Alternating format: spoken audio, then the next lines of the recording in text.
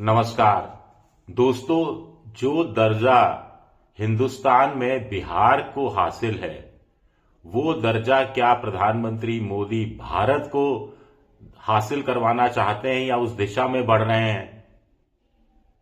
कुल मिलाकर बिहार के लिए अभी विधानसभा चुनाव हुआ तो प्रशांत किशोर हो, तेजस्वी हो, राहुल गांधी हो, सबने एक स्वर में कहा ये मजदूर उत्पादन राज्य बन गया है, मजदूर तैयार करने वाली फैक्ट्री बन गया है जहां से देश भर में मजदूर सप्लाई किए जाते हैं। किसी ने तो कहा श्रमजीवी एक्सप्रेस भी बिहार से पटना से रवाना होती है जो देश के अलग अलग शहरों में जाती है। ऐसी कुछ बातें व्यंग के रूप में की गई थी। अब रूस के राष्ट्रपति व्लादिमीर पुतिन भारत आए तो दो तरह का समझौता हुआ। एक समझौता हुआ कि जो इर्रेगुलर माइग्रेशन है उसको रोका जाएगा। ये अच्छी बात है कि नौकरी का दिलाने के नाम पर लोग ले गए रूस में भारत के युवकों को। रूस ने उनको बिना तैयारी के या आधी अधूरी तैयारी के साथ यूक्रेन के युद्ध में झोंक दिया। कुछ मारे गए, कुछ के बारे में पता नहीं है। 44 भारतीय अभी ऐसे फंसे भी हुए हैं। लेकिन उससे भी दूसरी बात यह है कि भारत अब रूस को मजदूर भेजेगा। कुछ लोग कह रहे हैं पुतिन का असली मकसद हिंदुस्तान के दौरे का था कि वहां पर उनको औद्योगिक क्षेत्र में, निर्माण के क्षेत्र में, कृषि के क्षेत्र में, टेक्सटाइल के क्षेत्र में, आईटी के क्षेत्र में मजदूरों का, कुशल मजदूरों का, अर्ध कुशल मजदूरों का, जो ब्लू कॉलर जॉब कहलाती है, ऐसे लोगों का घोर अभाव है और इसकी पूर्ति वो भारत से करना चाहते हैं। यहां पर अर्थशास्त्री रघुराम राजन का कहना बड़ा इंपॉर्टेंट हो जाता है, जो उन्होंने कहा था कि भारत में शहरीकरण हो रहा है, ये बड़ी बड़ी बिल्डिंग्स बन रही हैं, सोसाइटी बन रही हैं, यहां पर प्लम्बर की जरूरत है, समझदार ट्रेंड किए हुए प्लम्बर, खातियों की जरूरत है, इलेक्ट्रीशियंस की जरूरत है। तो ये आईटीआई में भारत को ये तैयार करने चाहिए और दुनिया के दूसरे देशों में भी जरूरत के हिसाब से उनको रोजगार का मौका मिल सकता है।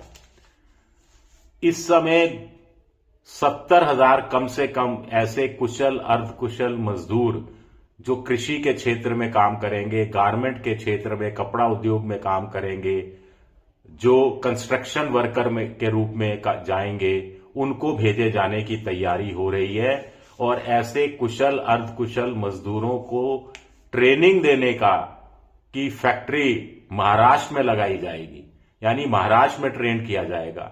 आपको ध्यान होगा कुछ महीने पहले या साल भर पहले हरियाणा से इस तरह की खबरें आई थी कि वहां सेंटर बन गए हैं, इजराइल के अधिकारी जाते हैं, कोई किसी से ईंट चिनवाने का काम देखते हैं, कहीं से किसी से फ्यूज लगवाने का काम देख रहे हैं, कोई नल की फिटिंग का काम देख रहे हैं। तो इजराइल भारत से करीब 35-40 हजार लोगों को ले जाने की बात कर रहा था जो वहां पर काम कर सकें। भारतीय मुद्रा के अनुसार 1,00,000-1,50,000 रुपया भी मिल रहा था। उसमें कुछ फर्जी लोग भी शामिल हो गए थे जिनको इजराइल के लोगों ने ठुकरा दिया था, क्योंकि वहां तो भर्ती योग्यता के अनुसार हो रही थी। कुछ लोग कह रहे हैं कि यूक्रेन और रूस का जब युद्ध खत्म हो जाएगा, जिसके आसार दिख रहे हैं, तो ट्रंप बहुत बड़े ठेकेदार के रूप में सामने आने वाले हैं और पुतिन भी बड़े ठेकेदार के रूप में सामने आने वाले हैं। वहां पर रिकंस्ट्रक्शन का काम तेजी से होगा। यूक्रेन में जो रिकंस्ट्रक्शन का काम होगा वो अमेरिकी कंपनियों को बड़ी संख्या में ठेके दिए जाएंगे और शायद भारत के हिस्से में भी कुछ ठेके आ जाएं, या ठेके नहीं आए तो मजदूर सप्लाई करने वाला देश भारत हो जाए। ऐसी व्यवस्था भी की जा रही है। यूराल नाम का क्षेत्र है सोवियत संघ में और वहां पर भी बड़ी संख्या में इंडस्ट्रियल हब खाली पड़ा है और वहां भी मजदूरों की जरूरत है। बड़े बड़े जो कृषि फार्म हाउस हैं वो खाली सूने पड़े हुए हैं क्योंकि लोग नहीं मिल रहे काम करने के लिए। आपको ध्यान होगा कि एक वक्त था जब पंजाब से सिख कनाडा भेजे गए थे खेती करने के लिए, मुश्किल हालातों में वो खेती किया करते थे। ऑस्ट्रेलिया भेजे गए थे एक सिख, यहां तक कि दक्षिण अफ्रीकी देशों में भी भारत के लोगों को भेजा गया था, जहां उन्होंने दाल उगाना, बागवानी के क्षेत्र में बहुत काम करके दिखाया था। तो इस तरह की कोशिश की जा रही है। तो क्या भारत एक वक्त में व्हाइट कॉलर जॉब के लिए माना जाता था, स्किल्ड लोग हैं, आईटी सेक्टर में पढ़े लिखे आईआईटी से निकले हुए डॉक्टर हैं, इनकी बड़ी डिमांड थी विदेशों में। भारत में इनकी कमी है, आज भी डॉक्टर्स की बहुत कमी है। वहां अच्छा पैसा मिल रहा था और रेमिटेंस के रूप में अच्छी खासी विदेशी मुद्रा वो लोग भेज रहे थे, अब भी भेज रहे हैं। लेकिन व्हाइट कॉलर जॉब की क्या जरूरत अब अमेरिकी देशों को, यूरोपियन देशों को नहीं है, और अब उनको ब्लू कॉलर जॉब वालों की जरूरत है, जो कुशल मजदूर, अर्ध कुशल मजदूरों के रूप में जिनकी पहचान की जाती है। अब भारत ने इजराइल के साथ भी करार किया है, रूस के साथ भी इस तरह के मजदूर भेजने का करार किया है, जापान के साथ करार है, यूनाइटेड अरब अमीरेट्स के साथ, यूएई के साथ करार है, जर्मनी के साथ करार है। कुछ लोग, आप में से कुछ लोग सवाल उठा सकते हैं तो इसमें दिक्कत क्या है। अब सोवियत संघ को 2030 तक करीब 30 लाख मजदूरों की जरूरत पड़ेगी लेबर इंटेंसिव क्षेत्र में काम करने के लिए, और भारत एक बहुत बड़ा बाजार है। तो भारत की क्या छवि बनती जा रही है। एक तो भारत खपत के लिहाज से, कंज्यूमर के हिसाब से बहुत बड़ा बाजार है कि आपको माल बेचना है तो भारत में बेचिए।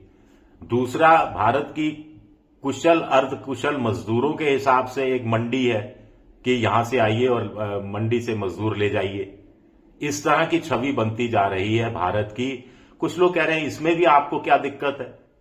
भाई, जब मोदी सरकार नौकरियां देने में कामयाब नहीं हो रही, जब राज्य सरकारें, भले ही किसी पार्टी की सरकार हो, वो नौकरियां अपने अपने राज्य में देने में कामयाब नहीं हो रही, तो कम से कम मोदी जी एक अच्छा काम कर रहे हैं, पैक्ट कर रहे हैं, मजदूरों के का प्रोटेक्शन होगा उनका। जैसे कहा जाता था, खाड़ी के देशों में जाते हैं, पासपोर्ट धर लिया जाता है, अमानवीय स्थितियों में काम करने को कहा जाता है, 8 घंटे 9 घंटे की जगह 12-12, 14-14 घंटे काम कराया जाता है, ओवर टाइम नहीं दिया जाता है, हफ्ते में एक छुट्टी देना जो जरूरी है वो भी नहीं दी जाती। कम से कम ये दोनों देशों में पैक्ट हुआ है, दूसरे देशों के साथ पैक्ट हुआ है, तो मजदूरों के हित संरक्षित रहेंगे, इस बात की गारंटी है।